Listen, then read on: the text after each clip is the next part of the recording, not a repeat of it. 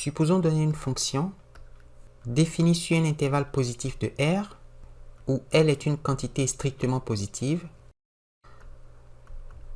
y égale à f de x. Eh bien, on va construire l'extension paire de la fonction f de x, et c'est-à-dire lui symétrique de f par rapport à l'axe des ordonnées. On obtient donc une fonction paire dans l'intervalle de moins L à L. Et on peut périodiser cette fonction à l'infini à gauche et à droite. Et vu que la période vaut 2L, pour une fonction paire, nous savons que la série de Fourier se réduit à des termes en cosinus, et par conséquent, on appelle la série de Fourier en cosinus de f l'expression C0, la constante, plus la somme quand n varie de 1 à l'infini de an fois le cosinus de npx sur L, où C0 qui vaut aussi A0 divisé par 2, c'est 2 sur la période, c'est-à-dire 1 sur L, fois l'intégrale de 0 à L, la fonction est paire, f de x dx. Et quant au coefficient an, ils sont calculés comme 2 sur L, fois l'intégrale de 0 à L, de f de x, fois le cosinus de npx sur L dx. C'est la série de Fourier en cosinus de la fonction f de x définie sur l'intervalle de 0 à L. Pour la série de Fourier en sinus, nous recherchons l'extension impaire et périodique de la fonction f de x. C'est donc le symétrique par rapport à l'origine de la fonction f et qu'on va périodiser à l'infini à gauche et à droite. Alors, cette extension périodique est de période 2L. Et on appelle série de Fourier en sinus de f de x définie sur l'intervalle de 0 à L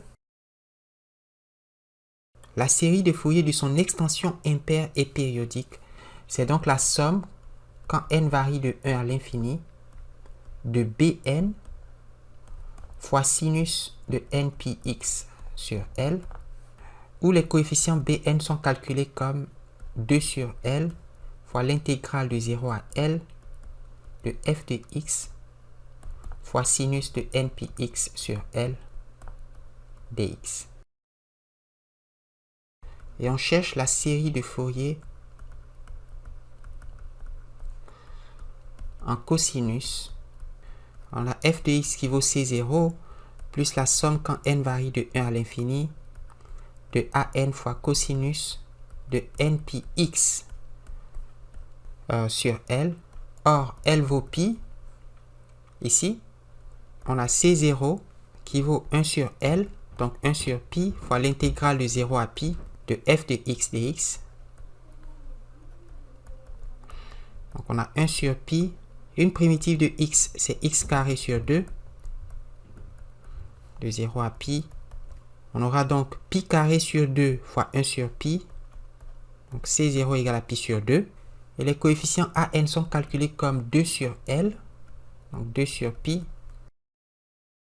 fois l'intégrale de 0 à pi de x fois le cosinus de npx sur pi dx. Donc an c'est 2 sur pi fois l'intégrale de 0 à pi de x fois cosinus de nx dx. Et qu'il faut calculer par intégration par partie.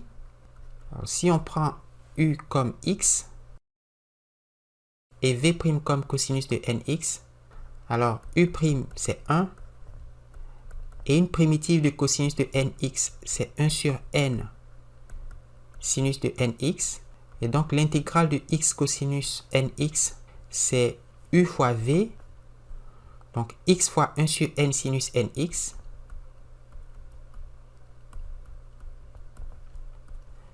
moins l'intégrale de u' qui vaut 1 fois v qui vaut 1 sur n sinus de nx dx.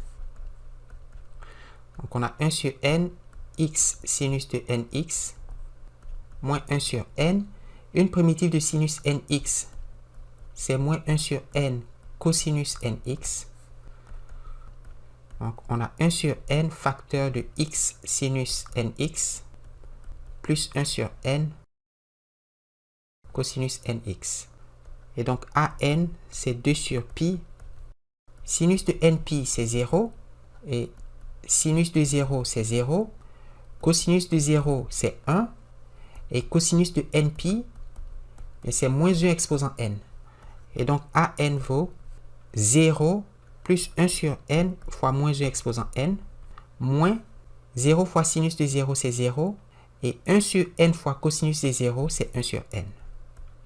Et il ne faut pas oublier le 1 sur n qui est à l'extérieur. On a donc an égale 2 sur...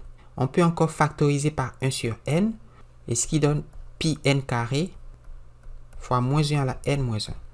On a donc an égale à 2 sur pi n carré facteur de moins 1 à la n moins 1, et C0 qui vaut pi sur 2. Et donc la série de Fourier en cosinus de la fonction f de x égale à x sur l'intervalle de 0 à pi, c'est pi sur 2, plus la somme quand n varie de 1 à l'infini, de 2 sur pi n carré, fois moins 1 exposant n moins 1, multiplié par cosinus de nx. C'est pas parce que npi x sur L, vu que L vaut pi, c'est nx. C'est ainsi que si une fonction f de deux variables x et y s'écrit comme la somme quand n varie de 1 à l'infini, de la somme quand m varie de 1 à l'infini, le coefficient ANM fois des termes en sinus,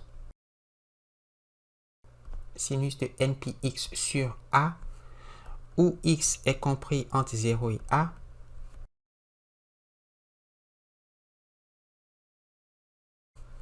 où y est compris entre 0 et B.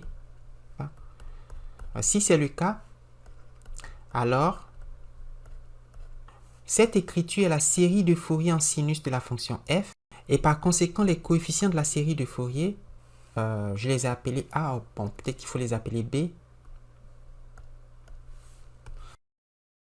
Je vais les appeler B pour me rappeler que dans le cas en une dimension, on les a appelés aussi B.